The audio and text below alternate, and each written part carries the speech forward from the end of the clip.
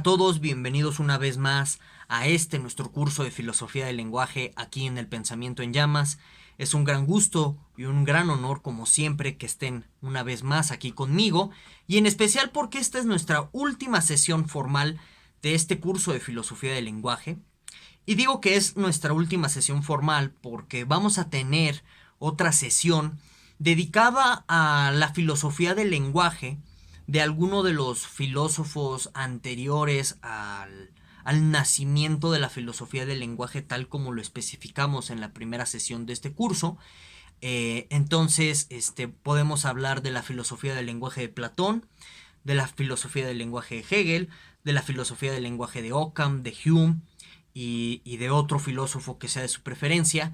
En la pestañita de comunidad del Pensamiento en Llamas van a encontrar ustedes una encuesta para que voten acerca de qué temática quieren que se trate esta sesión extra o extra formal, propiamente hablando del curso de filosofía del lenguaje.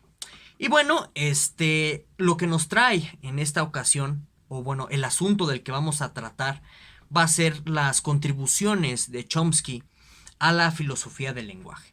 Entonces, me gustaría dividir la presente sesión en tres partes. La primera, hablar un poco como del contexto, no solamente del pensamiento de Chomsky, sino también de esto que podríamos denominar como psicologismo o cognitivismo, y vamos a explicar si hay o no una diferencia radical entre uno de estos dos términos, o si bien al final del día los dos términos son sinónimos en un aspecto de historia de la filosofía. Entonces eso lo vamos a abordar en la primera parte de esta sesión.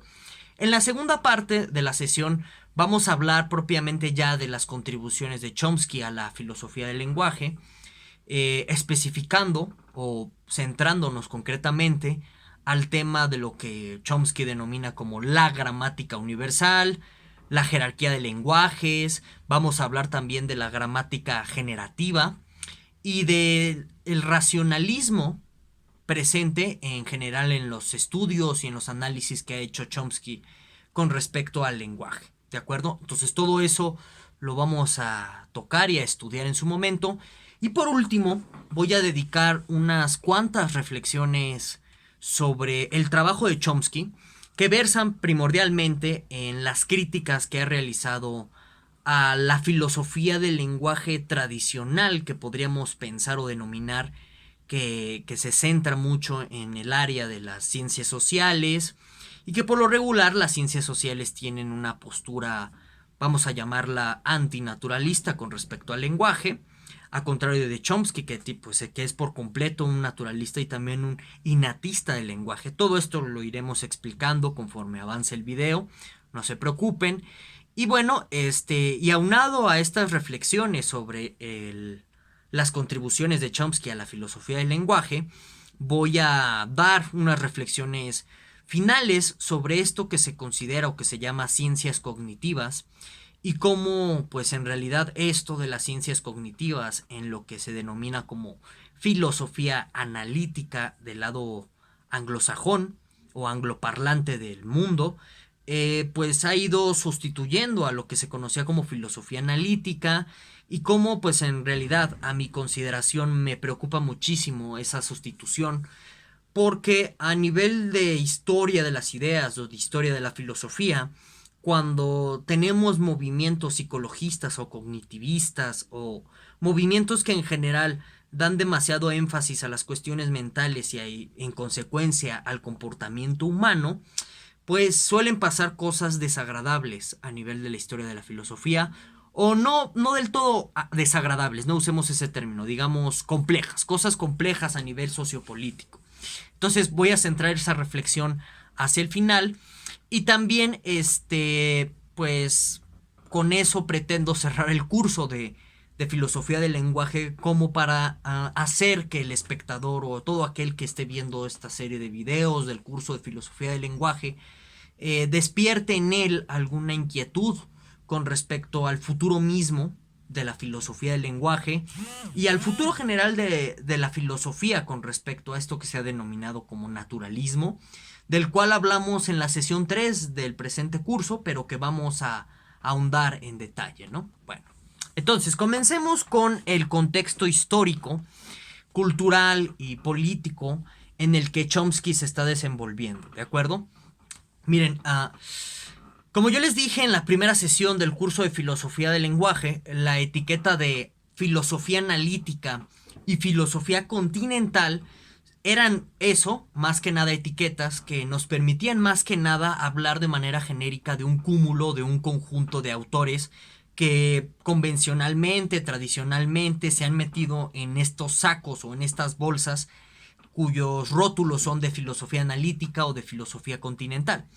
Pero en un sentido histórico de historia de la filosofía, en ese sentido hablo de historia, no podemos hablar propiamente de algo que se denomine como filosofía analítica o de filosofía continental, porque en su gran mayoría estas dos etiquetas o rótulos se usan para enmascarar un conjunto de prejuicios, se usan para discriminar, sí, hablemos así en esos términos, discriminar ideas que son ajenas a tu forma de ver el mundo, ideas que para ti no son tolerables porque en algún sentido tienes alguna noción de qué es la verdad y de que la filosofía se hace de ciertas formas y entonces si el contrario, ya sea continental o analítico, no te sigue en ese carril o en ese pedal, pues hay que desechar por completo su forma de pensar o considerarla ambigua, oscura, etc. Existen esos prejuicios.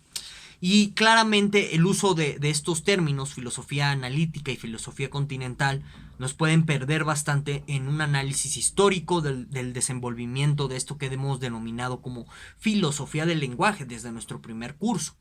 Entonces, por ejemplo, si ustedes se dan cuenta, en ningún momento en este curso de filosofía del lenguaje mencioné a Rorty.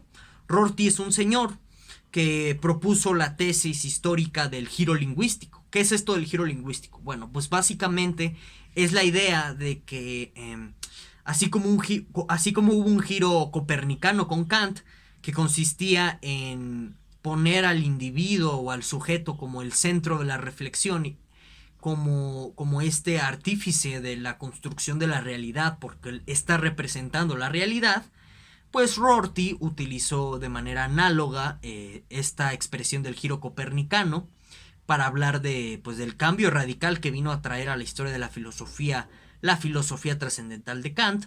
Usa Rorty el término de giro lingüístico para hablar de que a lo largo del siglo XX, pues el enfoque y el punto de apoyo de toda la reflexión filosófica se va a basar en una reflexión en torno al lenguaje. Tanto en esto que podremos que denominamos con la etiqueta de filosofía analítica, como también con esto que denominamos con la etiqueta de filosofía continental.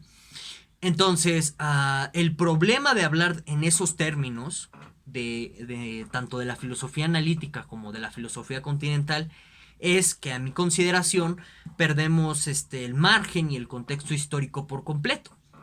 ¿Por qué? Porque si ustedes recuerdan las sesiones de Frege, de Russell, incluida la del primer Wittgenstein, que la titulé como Los límites del lenguaje, ustedes recordarán que ahí yo expuse y expliqué que en un sentido original Frege no es un filósofo del lenguaje, porque su inquietud primordial es la fundamentación de las matemáticas, concretamente de la aritmética, en la lógica, y también es una tirada que trae Russell y que el primer Wittgenstein está criticando. Y entonces, incluso mencionando a Wittgenstein, el primer interés que tiene Wittgenstein con respecto a la filosofía es mediante la filosofía de las matemáticas, porque pues, el primer acercamiento que él tiene como ingeniero es haber leído Principia Mathematica de Russell, ¿de acuerdo? Entonces, yo expliqué que fue Michael Dummett, un historiador de la filosofía analítica, el que puso el rótulo de Russell y de Frege y del primer Wittgenstein de filósofos del lenguaje. Pero en realidad no son filósofos del lenguaje. La filosofía del lenguaje es una reflexión que está en segundo término o es una reflexión que están usando en concreto para llegar a otros fines. En el caso de Frege, pues se da cuenta que el lenguaje es un impedimento por su oscuridad y demás. Por lo tanto, tiene que reflexionar en torno al lenguaje para poder llevar a cabo su proyecto logicista. También Russell. Wittgenstein está criticando estas intenciones y toma de partida el lenguaje. El segundo Wittgenstein, el Wittgenstein de los juegos de lenguaje, sí ya podríamos hablar, y así con muchas comillas, de un filósofo del lenguaje ahí, porque su preocupación primordial se vuelve el lenguaje, con el segundo Wittgenstein. Pero en el primero no. Entonces, por eso yo nunca utilicé el rótulo de el giro lingüístico para hablar de la filosofía del lenguaje analítica, porque es una etiqueta que se puso post creación, post análisis, no es una etiqueta que pueda entender Frege o que pudiera entender Russell o que pudiera entender el primer Wittgenstein. Es una etiqueta que se puso después como un resultado de reinterpretar la historia de la filosofía, que es bastante subjetivo al final del día. ¿De acuerdo? Ok. Y si nosotros nos vamos a esto que denominamos como filosofía continental, que yo les dije que en realidad es filosofía hermenéutica, ese es el término correcto, pues vemos que el padre de la filosofía hermenéutica, o sea Heidegger, no tenía una intención de hacer filosofía del lenguaje. En su indagación ontológica en torno al Dasein, pues se da cuenta que el lenguaje es un impedimento, que el lenguaje está jugando ahí ciertas trampas, ciertas triquiñuelas al momento en el que uno está tratando de reflexionar sobre qué es el ser y el devenir del ser. Y hasta ahí llega la reflexión lingüística de Heidegger.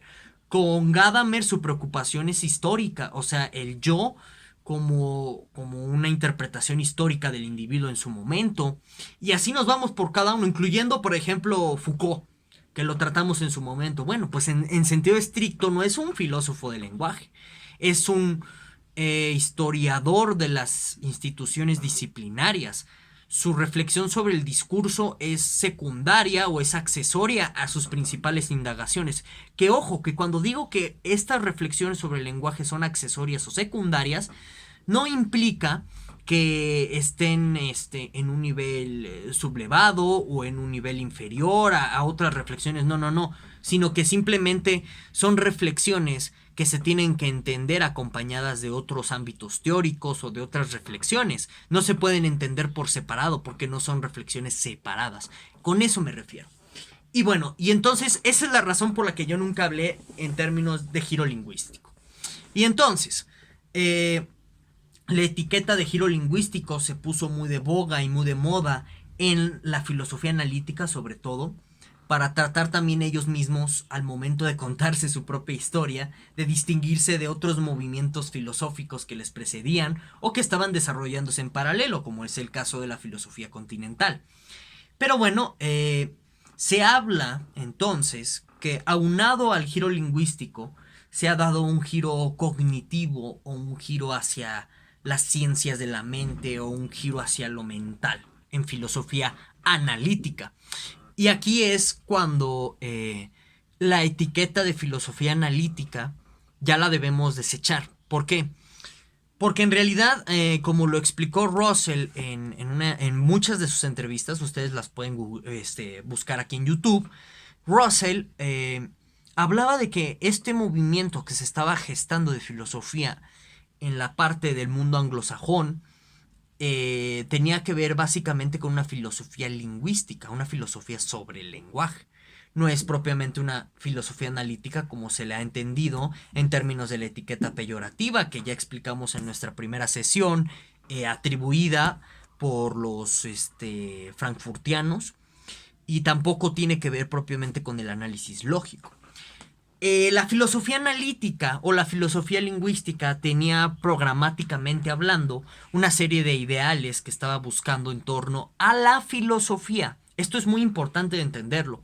O sea, los primeros filósofos analíticos o los padres de la filosofía analítica, que son Frege, Russell y el primer Wittgenstein, tienen una actitud antifilosófica en el sentido de que tratan de depurar problemas filosóficos surgidos por confusiones en el lenguaje. Frege mismo, al momento de estar analizando el lenguaje para fundamentar la matemática en la lógica, está pretendiendo sacarse también de paso ciertos problemas que existen en torno a si, por ejemplo, los axiomas de Peano son correctos, a si, por ejemplo, el infinito es indecible, y este tipo de problemas filosóficos. Frege lo que trata de hacer es que con un lenguaje lógicamente más claro, de carácter logicista, te puedes evitar estos problemas filosóficos sobre, por ejemplo, la indecibilidad del infinito. ¿Qué es esto? La idea de que el infinito no puede ser ni pensado, ni podemos hablar de él en estricto sentido, ni cosas así por el estilo. Entonces, esta es una actitud, por ejemplo, que trae Hilbert, otro matemático muy importante de inicios del siglo XX. Y entonces vemos que está esta actitud antifilosófica de depurar a la filosofía misma de ciertos problemas que se originan por un mal uso o un mal entendimiento del lenguaje. Con Russell sucede lo mismo, porque si ustedes recordarán la sesión de Russell, de la que titulamos Si el rey de Francia era calvo, pues la idea detrás de usar descripciones definidas o de decir que los nombres propios ocultan descripciones definidas es tratar de depurar el problema metafísico que surge en torno a la filosofía del lenguaje de Frege sobre los nombres vacíos, o sea, nombres como Santa Claus, que no refieren directamente a una entidad física en el mundo, como yo o como ustedes que me están viendo, ajá. Entonces parece que Santa Claus refiere como a una entidad abstracta, ese tipo de cosas, y eso obviamente te lleva a problemas filosóficos de carácter metafísico en torno a qué serán esas entidades abstractas, si existen o no.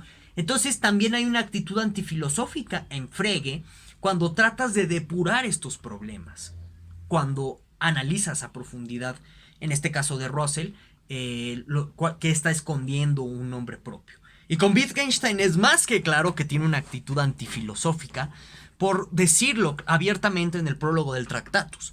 Los problemas filosóficos surgen por malentender la lógica o por no saber usar la lógica del lenguaje. Entonces, vemos esa actitud.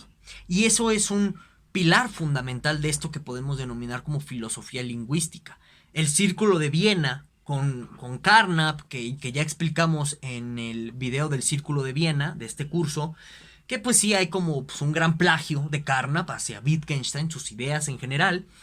Y vemos que también Carnap está recuperando, por no decir plagiando, porque se me vaya a enojar algún carnapiano aquí, ya, dislike al video, ¿no? No me gusta. Bueno, no es cierto. Entonces, vemos cómo Carnap también recupera esta idea de que hay que depurar a la filosofía, pero con Carnap es diferente a Wittgenstein, ¿no? O sea, Carnap está dirigiéndose hacia el positivismo, hacia volver a la filosofía una ciencia. Pero está esta actitud antifilosófica de depuración hacia la filosofía. Entonces es un pilar fundamental de esto que se denomina como filosofía analítica. Otro pilar fundamental, claro, y estamos hablando hasta el primer Wittgenstein, pues es la idea del logicismo como un método de análisis de los problemas filosóficos y también como un presupuesto tanto metafísico como lingüístico acerca de la conexión entre lenguaje y mundo. ¿Qué quiere decir eso? Eso se ve claramente, por ejemplo, en la Picture Theory de Wittgenstein. Tú ves que el lenguaje tiene una estructura lógica y que el mundo también tiene una estructura lógica, el mundo como totalidad de sus hechos, tal que si el lenguaje logra hablar del mundo es porque está imitando esa estructura lógica. Con Russell, pues es claro el logicismo en tanto su proyecto fundacionista de las matemáticas en la lógica. Y con Frege también eso es bastante claro. O sea que hay presupuestos logicistas muy fuertes. Entonces el logicismo, tanto como método de análisis, como método, como presuposición metafísica de la realidad y del lenguaje, son pilares de la filosofía analítica. Entonces llevamos dos. Y el tercero es la idea de el positivismo, como una especie de umbral o de luz que va a sacar a la filosofía de sus tinieblas antiguas y este tipo de cosas. Entonces, con el primer Wittgenstein eso no está tan presente, ya lo explicamos en su momento. Pero también está esta idea positivista en torno a la filosofía del lenguaje. Entonces vemos que la filosofía del lenguaje se compone de tres ideales primordiales de origen histórico. Uno es la claridad del lenguaje para eliminar problemas filosóficos. Otro es la idea del logicismo como estructura del lenguaje y del mundo y también como metodología de investigación filosófica. Y la tercera es la idea del positivismo en el sentido de que la filosofía tiene que imitar a la ciencia o volverse una ciencia para progresar. ¿De acuerdo? Entonces, cuando llega Chomsky y toda la gente que está rodeando, la filosofía analítica muere o se extingue. más que morirse o extinguirse, propiamente hablando, se acorta el campo de filósofos analíticos. En el video de este curso que lo titulé Después de Wittgenstein, expliqué cómo el naturalismo de Quine lo que provocó y lo que generó a posteriori fue que pues la filosofía quedará sublimada a la ciencia, de tal suerte que el filósofo en el mundo de la filosofía anglosajona o filosofía analítica, otra vez la etiqueta, tiene que sublevarse por completo a lo que diga el científico. Esto es algo muy distinto al ideal positivista que estaba en la filosofía analítica. Porque la filosofía analítica, en los términos de los padres fundadores de la filosofía analítica, salvo Wittgenstein, era asemejarse, o sea, hacer que la filosofía se asemejara a la ciencia e incluso hacer una reflexión filosófica en torno a los fundamentos de la ciencia. Y entonces, por eso se cree y se dice, y yo creo que tienen razón, que los señores del Círculo de Viena son los padres de la filosofía de la ciencia, porque ellos inauguran esta reflexión en torno a los fundamentos de la ciencia. Ok, bueno. Cuando llega el naturalismo quiniano, esa reflexión queda en segundo término, ¿sí? Porque tú ya estás presuponiendo que la ciencia tiene nuestras mejores teorías de explicación de la realidad, y entonces lo que te diga la evidencia científica, tú filósofo, cállate, no cuestiones nada. Entonces, cuando llega Quine con esta idea del naturalismo, la filosofía analítica comienza a distorsionarse en el sentido de que se está modificando en sus ideales primigenios que se los acabo de mencionar. Y llega Chomsky. Y cuando llega Chomsky, él hace en primera instancia una crítica a lo que él mismo denomina como empirismo filosófico, que es esta cuestión, según Chomsky, de que los filósofos están haciendo investigación empírica en donde no deben y que se están como usurpando el lugar del científico. Esto ya se había escuchado antes en filosofía analítica, pero pues su supuesta crítica, y digo supuesta porque en realidad pues es muy limitada en términos, por ejemplo, de análisis metafísico, en términos de análisis incluso de ciertas filosofías del lenguaje. Es limitado, o sea, creer que el filósofo está usurpando el papel del empirista o del investigador que está constantemente en contacto con el mundo de la empiria o de los sentidos o de la experiencia. Es muy limitado ver a la filosofía así. O sea, es muy limitado, si tú eres Chomsky, claro, ver como a los filósofos que te preceden de esa manera, pero él los ve así. Entonces Chomsky hace esta crítica de la filosofía empirista y comienza a desplazar a desplazar los ideales de la filosofía analítica, de refundación de la filosofía en ciencia, ¿sí? Le quita ese ideal.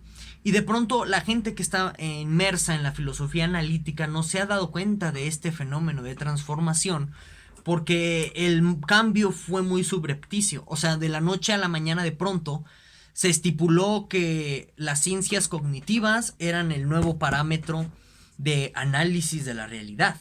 Fue un cambio así muy abrupto. De pronto en los 50 todavía existía filosofía analítica en términos clásicos, convencionales, similar a lo que hacía el Círculo de Viena en los años 30, todavía existía eso. Y de pronto se cambió la corriente y muchos filósofos analíticos se tuvieron que adaptar a ello.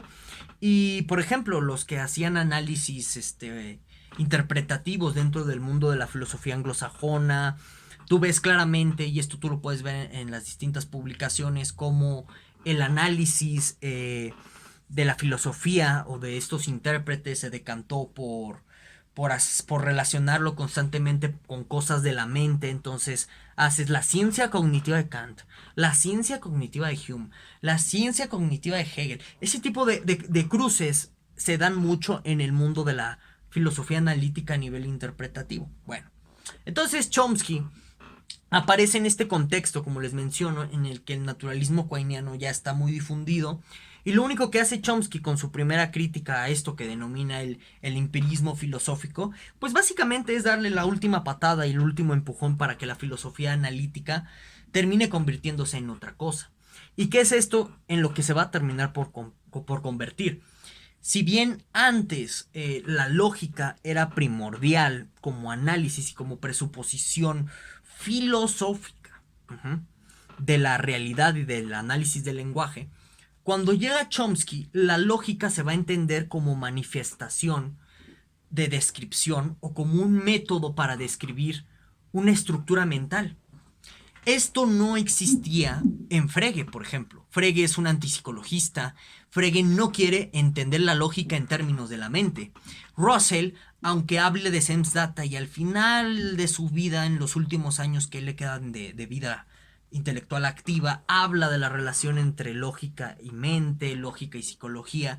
Al principio, él tampoco quiere involucrar a la psicología o a las cosas mentales en torno al tema de la lógica, porque tanto Frege como Russell saben que si tú metes a la cuestión mental al tema de la fundamentación de la matemática vía lógica, la lógica, si dices que describe tu aparato cognitivo, pierde carácter universal. Y eso no quieren que se pierda ni Russell ni Frege. El primer Wittgenstein, impensable que trate el tema de la lógica como una descripción de la mente. ¿Por qué? Pues porque para Wittgenstein la lógica habla de la posibilidad, no habla de hechos, y en ese sentido para Wittgenstein la lógica no es descriptiva, no puede describir nada. Pero bueno, entonces vemos este gran cambio, importantísimo cambio de paradigma que se va a empezar a producir con Chomsky. En la filosofía analítica, que en realidad es filosofía lingüística, la lógica no es descriptiva. Se cree, y esto va a depender, dependiendo si hablamos de Frege, de Russell o de Wittgenstein, la lógica es estructura de la realidad.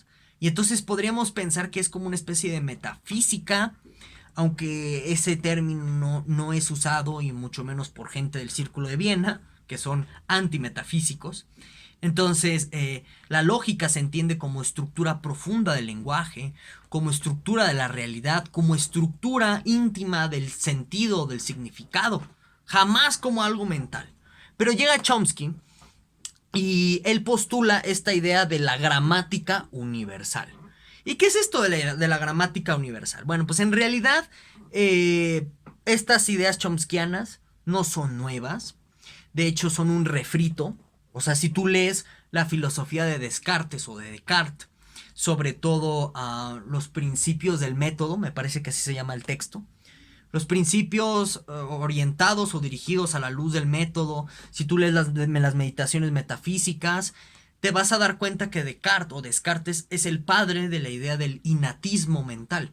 ¿Qué es esto del innatismo mental? Bueno, pues es la idea de que los individuos, nosotros como individuos al nacer, ya traemos con nosotros ciertas ideas propias en nuestra mente, que no son aprendidas, que no son innatas. Esta es la idea o la tesis de las ideas innatas de Descartes o de Descartes, como quieras pronunciar el apellido. Y entonces Chomsky va a retomar la idea de la cuestión de las ideas innatas, pero va a hablar ahora de una gramática universal, que de nuevo no es una idea original de Chomsky. Si ustedes revisan la obra de Leibniz en la monadología y en diversas cartas, porque Leibniz era muy cartero, en el sentido de que escribía muchas cartas, ¿verdad? Leibniz le gustaba pensar que nosotros en nuestra racionalidad tenemos una estructura lingüística interna y pura. Y entonces es interesante porque en Leibniz está presente la idea del autómata. Leibniz decía, si nosotros como seres humanos pudiéramos construir a un autómata que pudiera hablar, eso demostraría que el lenguaje es una estructura mecánica, innata, propia de la cognición. No usa esa palabra cognición Leibniz, ni pensarlo. Usa alma, usa espíritu, sustancia, como hablan los racionalistas de la época. Y entonces, eso, según Leibniz, demostraría que el lenguaje es innato. ¿Por qué? Porque es algo que no le estás enseñando al autómata, sino que es algo que el autómata trae consigo en tanto que tú logres armar una mente capaz de hacer muchas cosas, de muchas actividades. Es la idea prototípica del CPU. Así muchos filósofos de la tecnología lo ven, como esta cuestión de tú puedes programar ciertos lenguajes tal que innatamente la computadora tiene como la capacidad de gesticulizar y de aprender más lenguajes y esto. Entonces les digo, estas ideas, tanto la cuestión de las ideas innatas como la idea de que cada quien nace con una gramática o una estructura lingüística en nuestra cabeza, está en esto que se conoce como racionalismo, que es propio del siglo XVII y de las primeras décadas del siglo XVIII, de la filosofía de la modernidad. Entonces, Chomsky va a retomar estas ideas, va a retomar la cuestión de que no, sabes que cada individuo nace con ideas innatas, ¿sí? Y que también nosotros tenemos en nuestra mente la cuestión de estructuras mentales muy complejas que son las que nos permiten lingüistizar y hablar y aprender más lenguajes, etc.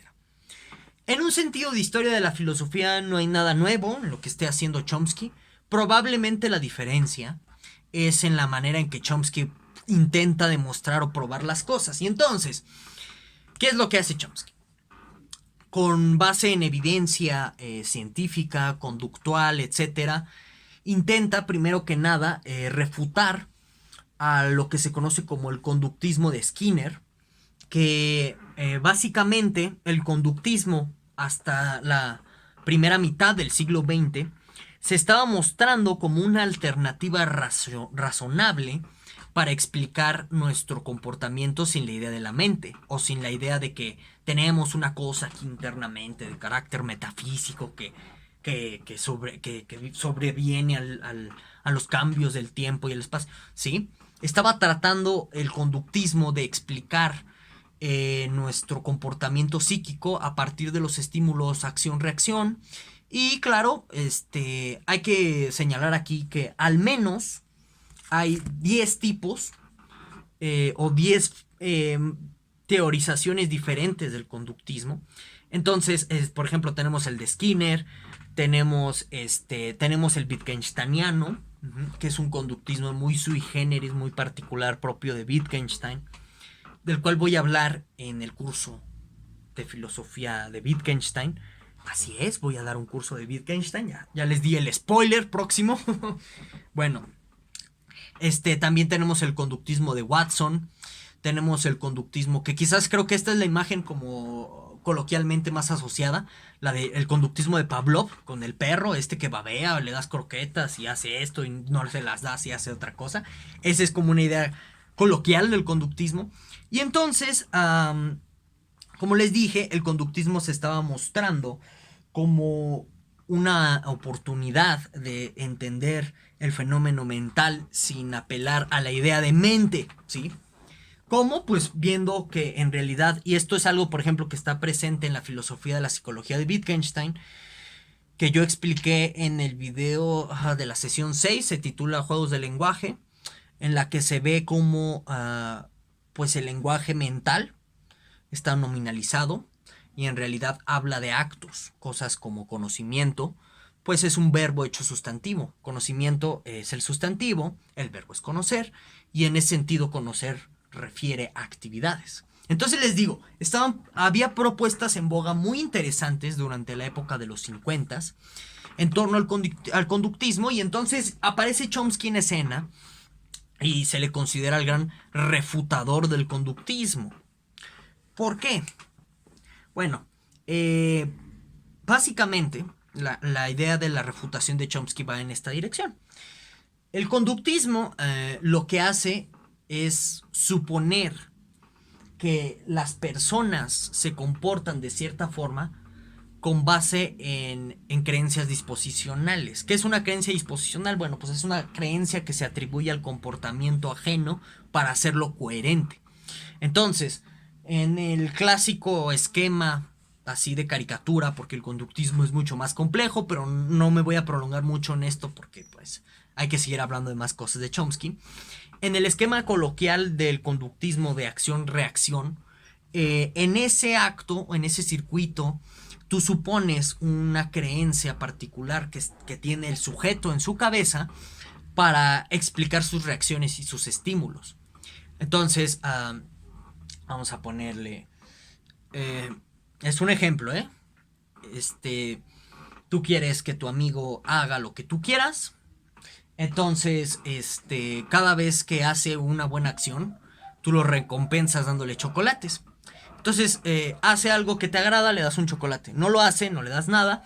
Y con el tiempo vas a ir condicionando a tu amigo de tal suerte que va a terminar haciendo lo que tú quieras, buscando él la recompensa, o sea, el estímulo que es tu chocolate. Bueno, entonces bajo ese comportamiento que tendría tu amigo, tú atribuyes una creencia disposicional y dices, es que el chocolate le da satisfacción, por ende se comporta como se comporta.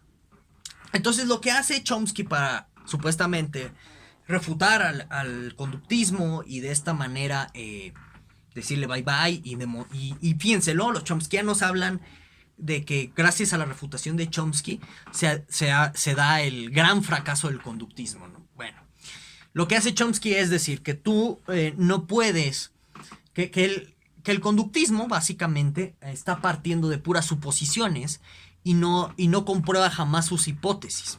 Entonces, en este caso de la conducta, ¿no? Del amigo que está actuando por satisfacción, del chocolate, etcétera. Bueno, yo digo en realidad que que está actuando por esa razón y que por tanto tiene esa creencia con base en una suposición de su conducta.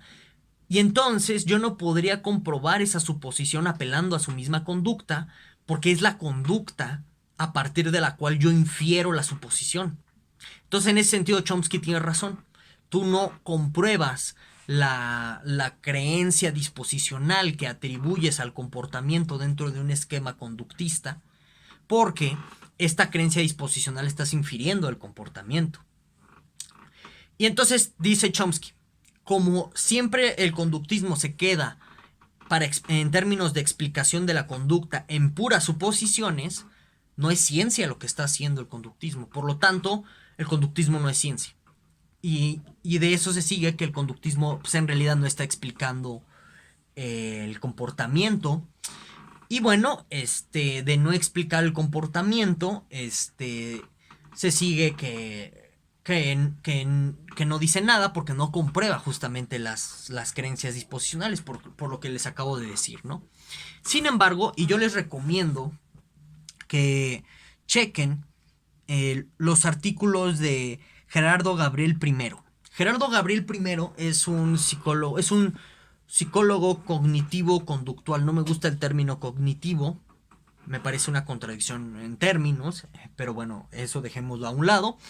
Este señor es un académico de la Universidad de Buenos Aires que ha estudiado mucho a Skinner, que es básicamente el conductismo que está refutando Chomsky. Y bueno, también ha estudiado mucho la crítica de Chomsky a Skinner. Y entonces, ustedes pónganle en el buscador de Google, Gabriel, permítanme, Gerardo Gabriel I, ustedes pónganlo así en el buscador de Google, Gerardo Gabriel I, Chomsky, conductismo, y les va a aparecer un montón de artículos. La verdad es que me parece que son los más lúdicos y didácticos sobre la cuestión y que están al alcance de todo el mundo. Entonces denle un vistazo porque, y me parece que tiene razón Gerardo aquí en un artículo, les digo concretamente el nombre. El artículo se llama Actualidad de la polémica Chomsky-Skinner. En ese artículo Gerardo argumenta que Chomsky es falaz. ¿Por qué? Porque de que el conductista no compruebe las creencias disposicionales con las cuales explica la conducta o el comportamiento, no se sigue que pues el conductismo no explique nada, o que sea falso lo que diga, o que no sea una ciencia el conductismo. A lo mucho se sigue que es deficiente, se sigue que le falta más al conductismo, ese tipo de cosas. Y entonces dice Gerardo que lo que hace Chomsky es concluir que pues que no es explicativo, por lo tanto pues es falaz, ¿no? El conductismo, y es falso, y un montón de cosas que no necesariamente se siguen de los argumentos de Chomsky. Entonces, en ese artículo que les acabo de mencionar, Gerardo Primo, de la Universidad de Buenos Aires, da muy buenos argumentos en contra de la crítica chomskiana. No se los presento aquí todos por la brevedad. Y fíjense, tenemos que todavía que explicar otras cosas de Chomsky, ya se nos está acabando el tiempo. Entonces, chequen ese artículo, ¿no? Bueno, entonces, cuando se da esta cuestión de la crítica de Chomsky al conductismo de Skinner, que insisto, hay muchos tipos de conductismo, pero bueno, la tradición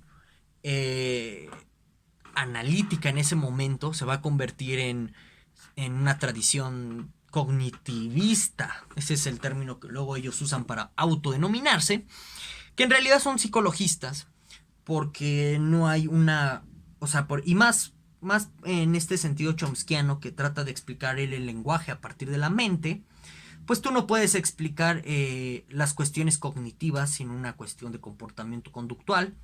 Inevitablemente necesitas apelar a ello, salvo que estés haciendo metafísica cartesiana, así muy extraña, donde no hables de la conducta. Entonces, en realidad es otro tipo de psicologismo, porque el psicologismo apela constantemente a la conducta para hablar de las intenciones del individuo, para hablar de sus creencias, etcétera, ¿no? Pero bueno, es de nuevo recaer en el psicologismo, y la tradición posterior se va a enfrascar en torno al psicologismo y va a inaugurar todas estas áreas de las ciencias cognitivas, y en ese sentido ya no es filosofía analítica lo que está imperando en el mundo anglosajón, es psicología, es psicologismo o es cognitivismo, no importa el eufemismo, es otra cosa, es otro movimiento dentro de la filosofía anglosajona. Y por eso se habla del auge de las ciencias cognitivas y de la filosofía de la mente. Todas las reflexiones que van a encontrar en el mundo anglosajón están remitiendo constantemente a la mente, ¿no? O sea, si tú hablas de la moralidad, mente. Si hablas de la metafísica, ay, ¿qué pasa con la mente? Y el lenguaje, la mente. Todo es la mente. Y fue gracias a estas críticas chomskianas y a este retomar teorías del racionalismo viejas, o sea, como si no existiera Kant, ¿no? O sea, Kant no existe, Hume no existe.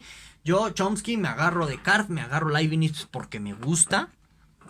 Lean los libros de Chomsky y se van a dar cuenta que no está eso. O sea, no hay una argumentación de por qué me tomo a Descartes y no me tomo a Kant. O sea, Kant no existe dentro del imaginario de Chomsky, no sé por qué. Se tomó al racionalismo. Y bueno, habló de esta cuestión de la gramática universal. Y bueno, y ustedes me pueden decir, no, bueno, es que no has dado un argumento conclusivo, ¿no? Bueno, de que parece que Chomsky, porque parece que eso doy a entender, ¿no? Con todo lo que les digo, que en realidad lo que está haciendo Chomsky es recuperar ideas a lo mejor refutadas o ya tan viejas que no tiene sentido volver a hablar de ellas, como es el caso de las ideas del racionalismo francés de los siglos XVII y XVIII. Pero en realidad sí hay una refutación fuerte en torno al proyecto chomskiano para explicar el lenguaje como una estructura mental innata que nos permite hablar, al menos en un nivel muy primigenio, y también que nos permite aprender lenguaje. ¿Y cuál es esta objeción? Hay un señor que se llama Daniel Ebert, y la verdad es que en el mundo anglosajón no se tomó muy en cuenta su crítica, porque pues sí tiene hondo calado y me parece que que podría, si lo pudo hacer en su momento y no se tomó tanta consideración al respecto, me parece que es un análisis que se tiene que hacer independiente a esto que estamos exponiendo, pero pues sigue siendo una objeción muy fuerte contra Chomsky. El trabajo de Daniel Ebert, que descubre en Brasil una tribu que se llama Pirraja. Permítanme, porque hay varias pronunciaciones de la tribu. No es que se puede pronunciar con J, se puede pronunciar con G. La verdad es que no encontré el consenso. La tribu es una tribu indígena de Brasil. Se llama Piraja, Pirajá o Piraga. Y la peculiaridad de esta tribu indígena del Brasil es que su lenguaje no tiene ni estructuras numéricas, no tiene estructuras verbales, no tiene sujetos transitivos. Es un lenguaje muy fácil y muy sencillo y a la vez muy misterioso para nuestra gramática grecolatina. Bueno, en el caso de Chomsky, anglosajona, masajona, porque pues sí, es anglosajona, dejémoslo así. donde nuestras estructuras gramaticales tienen cosas como sujetos, predicados, preposiciones, sufijos, prefijos de tiempo y lugar.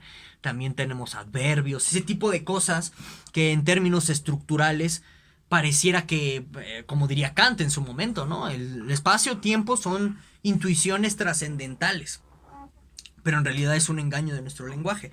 ¿Y cómo sabemos que es un engaño de su lenguaje? Porque hay tribus indígenas del Brasil que no tienen estas estructuras gramaticales en su lenguaje. Y por lo tanto ellos ni siquiera tienen idea de tiempo ni espacio. Claramente aquí los chomskianos han hecho maroma y media para tratar de decir que sí tiene esta tribu indígena estructuras de tiempo y espacio porque mira, caminan y porque mira. Pero los hechos son hechos. No hablan en esos términos. Su gramática no tiene una cuestión de tiempo y espacio incorporada en sus estructuras gramaticales, no tienen numerales. Yo los invito a que investiguen más a fondo a esta tribu indígena del Brasil. Es fascinante su lenguaje y es la comprobación de que no hay una gramática universal como cree Chomsky. No la hay. ¿Por qué? Porque está esta tribu indígena del Brasil que no tiene estas estructuras gramaticales innatas de las que habla Chomsky. ¿De acuerdo? Pero bueno, sigamos, porque les digo, los chomskianos hacen maromas para sacarse esta objeción de la tribu indígena, ¿no? Como, no, analízales el cerebro, ese tipo de cosas, pero les repito, hechos son hechos. Ellos no tienen esas estructuras gramaticales. Punto. A ver cómo le haces, Chomsky, ¿no? Pero bueno, entonces, Chomsky al respecto de su gramática universal habla de algo que se llama gramática generativa. ¿Qué es la gramática generativa? Bueno, pues Chomsky también cree, esto es muy extraño, la verdad, muy raro, cree que la recursividad, la propiedad lógica de la recursividad, es una propiedad mental.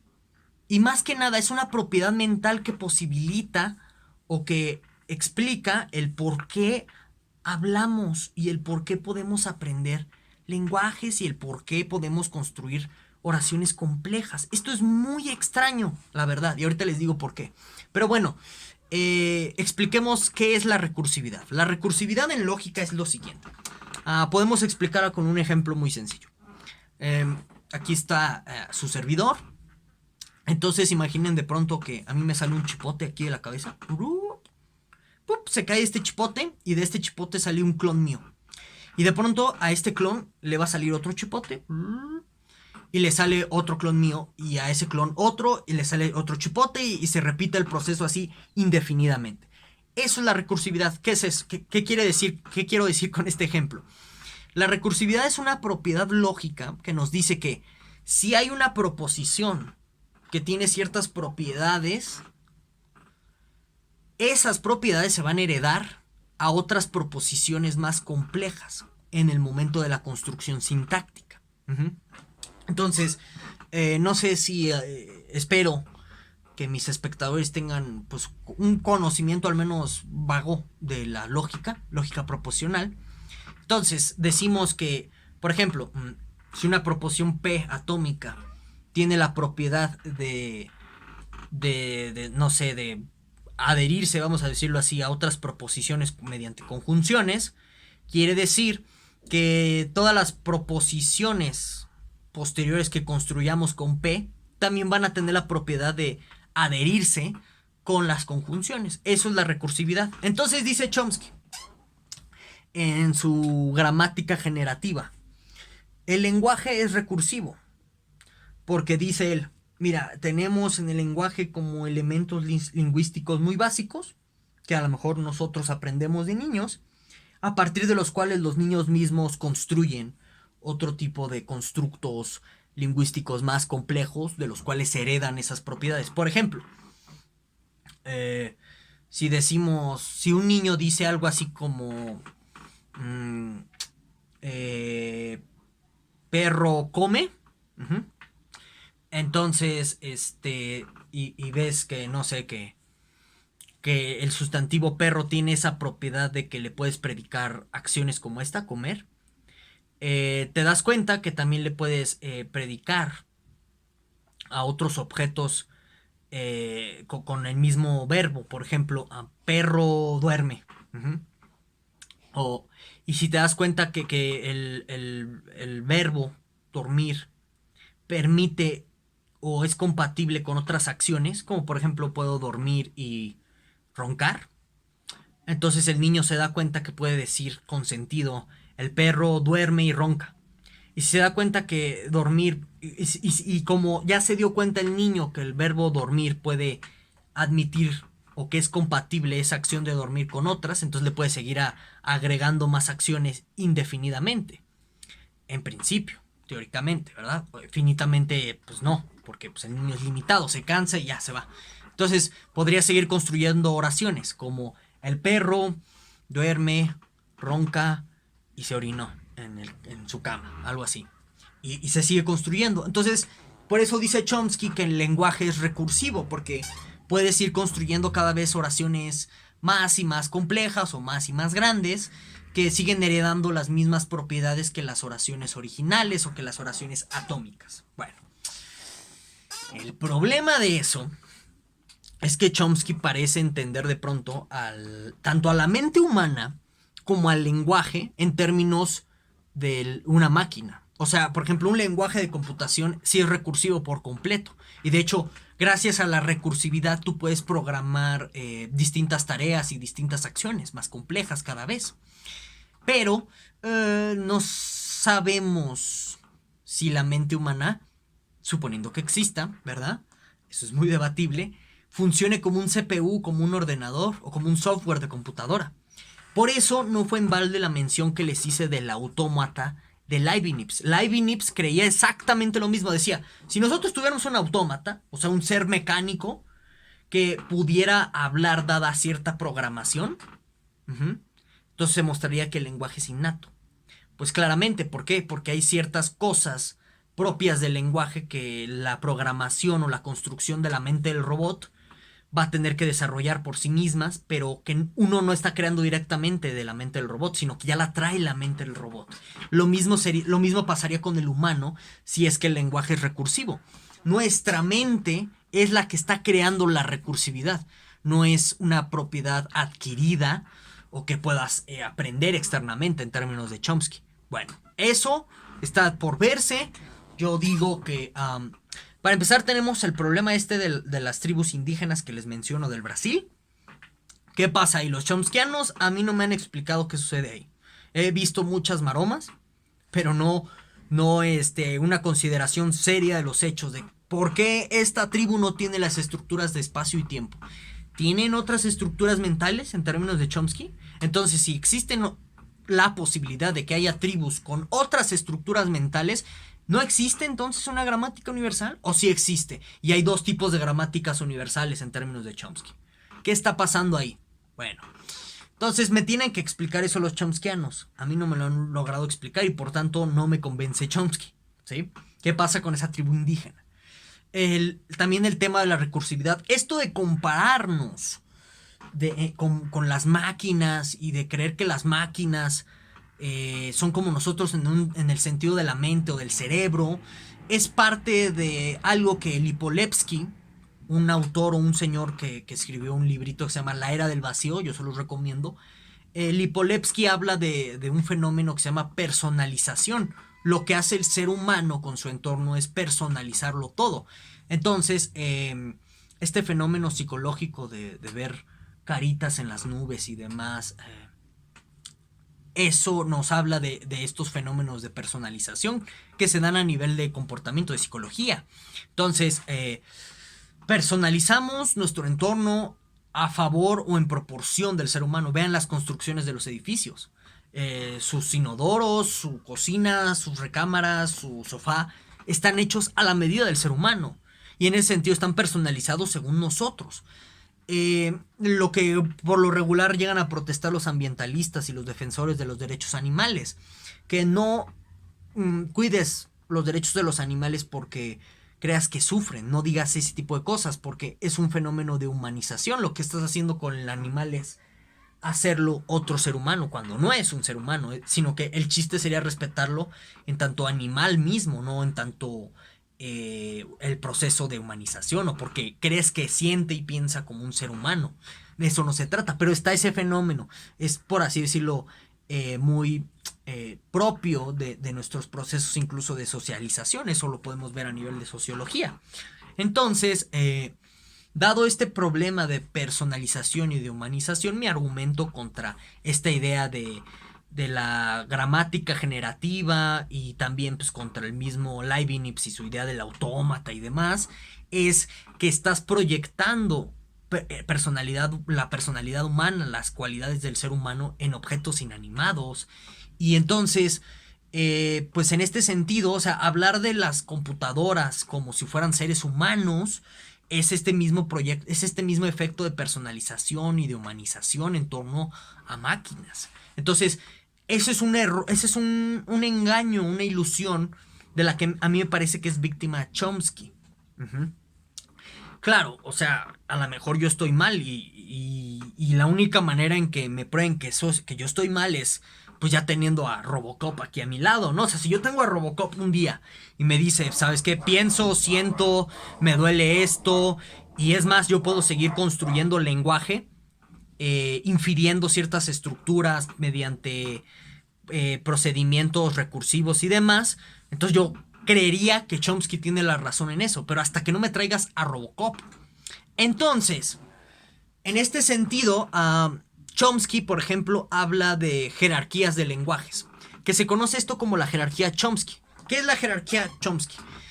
Es la idea de que existen lenguajes de órdenes o lenguajes, perdón, compatibles con nuestro nivel de contexto. Entonces, por ejemplo, dice Chomsky que hay un lenguaje de orden cero, que es una terminología propia de la lógica, ¿eh? De nuevo, es este cruce entre lenguajes matemáticos, lenguajes computacionalizados, es volver al lenguaje como si fuera un lenguaje lógico. Entonces, en ese sentido, aplica todo lo que hemos comentado en las primeras sesiones y demás, ¿no? Bueno, ya no volveré a ahondar en esas críticas para no ser redundante. Puedes ver los videos de este curso de filosofía del lenguaje, los primeros 4 o 5, y verás ahí qué está sucediendo, ¿no? Bueno, pero en fin, Chomsky habla de diferentes categorías del lenguaje. Entonces tenemos como en el nivel inferior el lenguaje de orden cero, que no tiene contenido, que nada más es a nivel estructural. Les digo, eso proviene de la lógica clásica propiamente. Luego está la lógica de primer orden, que es una lógica contextual, o sea que solamente se puede entender con el contexto.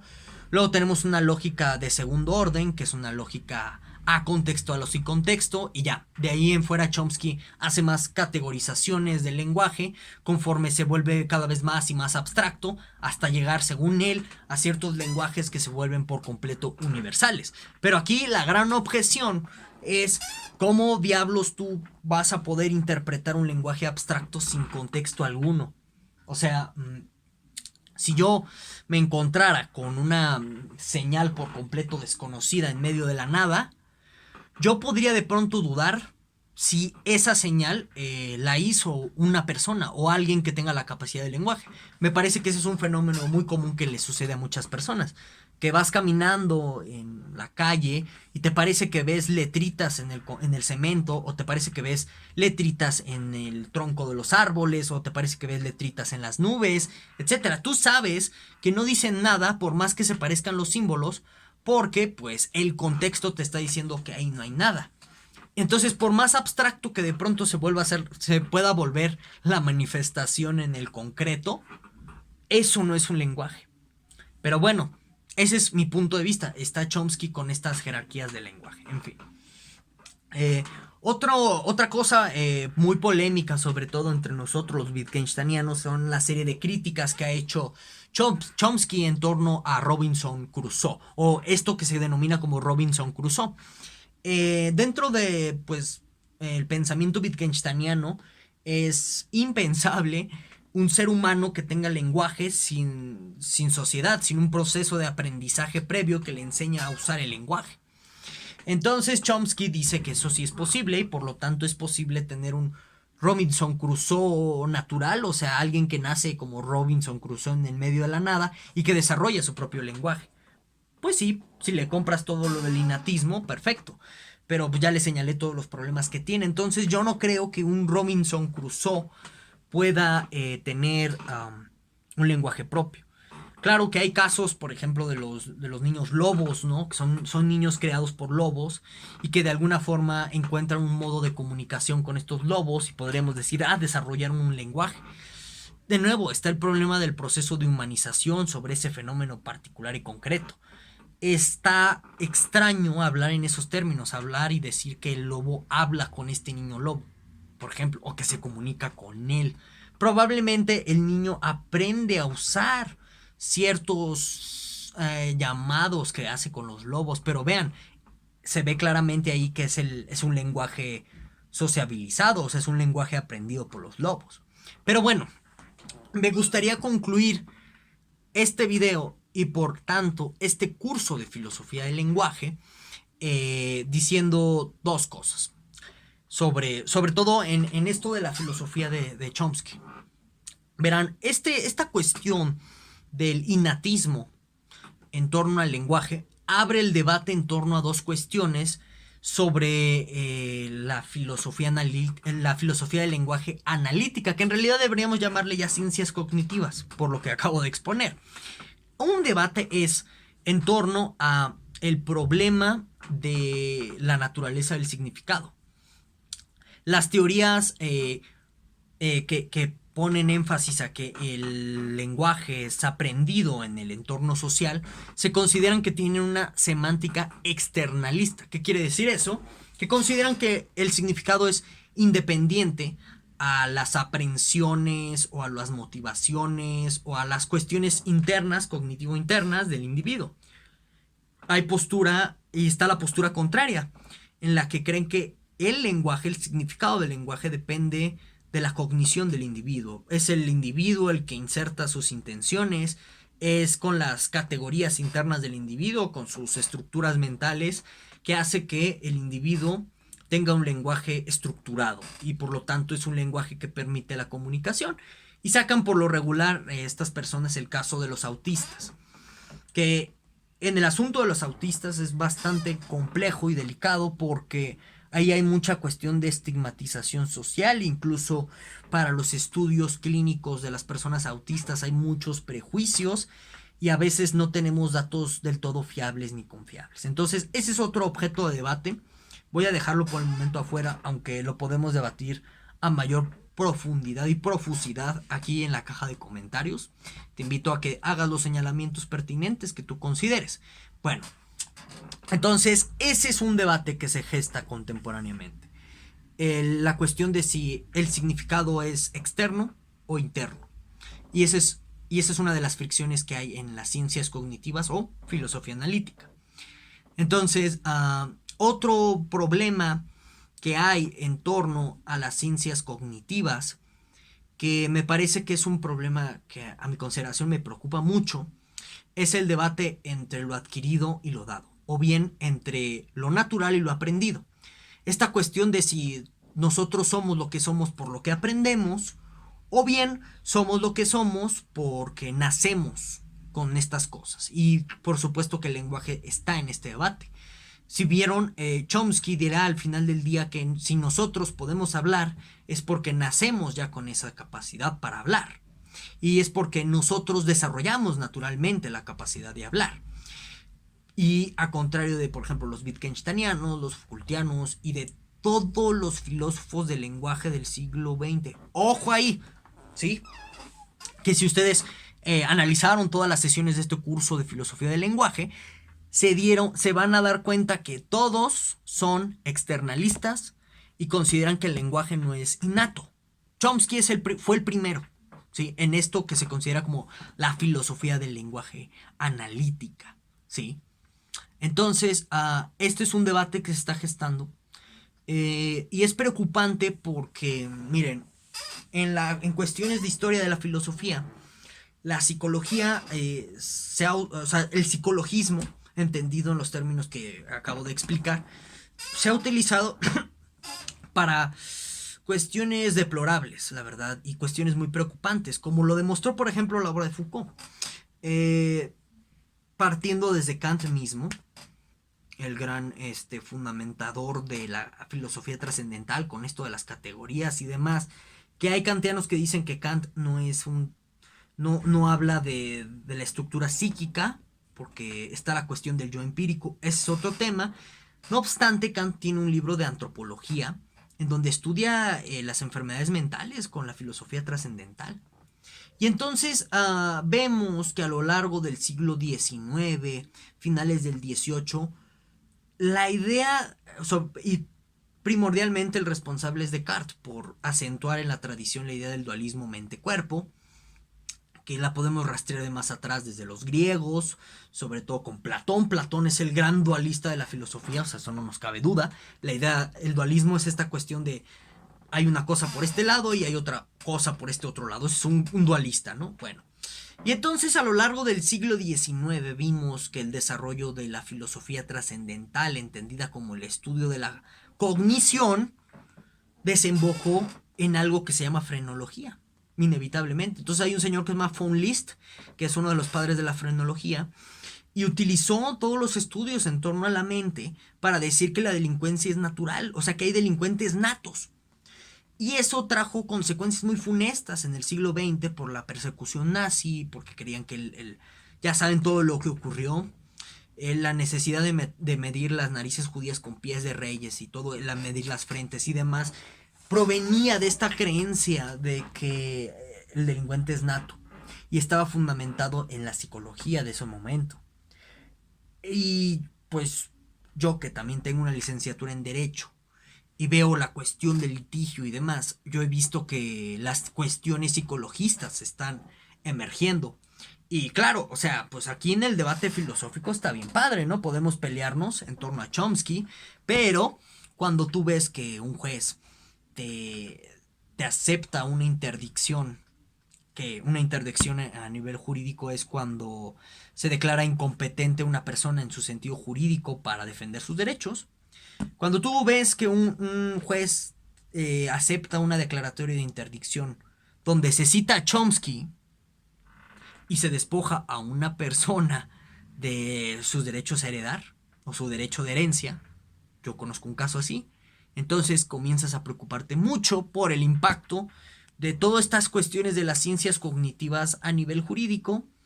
Y yo en este sentido tengo una visión cíclica, como Vico, un gran filósofo de la historia. En algún momento en el pensamiento ya más hablaremos de él. Y yo creo que en la historia del pensamiento las cosas son cíclicas, es decir, ciertas ideas regresan, así que no crean que, por ejemplo, el platonismo ya se extinguió, el platonismo regresa. Y en este sentido, irónicamente, tanto se esforzó Frege por luchar contra el antipsicologismo, que la tradición de la cual él fue padre y fundador, que fue la filosofía analítica, tradición que fue padre de esto que se llama ciencias cognitivas, o bueno, madre de las ciencias cognitivas, eh, terminaron en el psicologismo que tanto estaba oyendo Frege, en el innatismo del que tanto huyó Frege, ¿no? Entonces, vean, es cíclico la cuestión, y como en el siglo XIX, XVIII surgió la cuestión de la criminalidad y su relación con las ciencias de la mente, las ciencias del alma, le decían en ese momento, como fundamento de este discurso persecutorio, enjuiciador y criminal, está surgiendo de nuevo en el mundo del derecho. Entonces eso es muy preocupante y yo les dejo esa reflexión sobre cuál será el futuro de las ciencias cognitivas, qué va a pasar, qué tipo de prácticas de poder va a terminar por justificar y en especial, dado que es el tema de este curso, qué va a pasar con la filosofía del lenguaje. ¿Va a terminar la filosofía del lenguaje por completo subsumida a lo que diga un escáner, lo que diga una máquina de resonancias sobre qué está pasando en el cerebro? Y ya con eso, viendo una tomografía, dices, pues ya pasa esto en el cerebro, esto es filosofía del lenguaje. ¿Y qué pasó con toda la cuestión social? ¿Y qué pasó con toda la cuestión de las influencias sociopolíticas en la construcción del lenguaje? ¿Y qué pasa con los usos? ¿Y qué pasa con la forma de vida? ¿Y qué pasa con la gramática profunda? ¿Y qué pasa con las relaciones de poder Foucaultianas? Y con todo lo que hemos hablado en este curso de filosofía del lenguaje, ¿qué va a pasar? Entonces, Dicho esto, estas son las dos reflexiones finales con las que a mí me gustaría concluir este curso. Muchísimas gracias por escuchar y nos vemos hasta la próxima.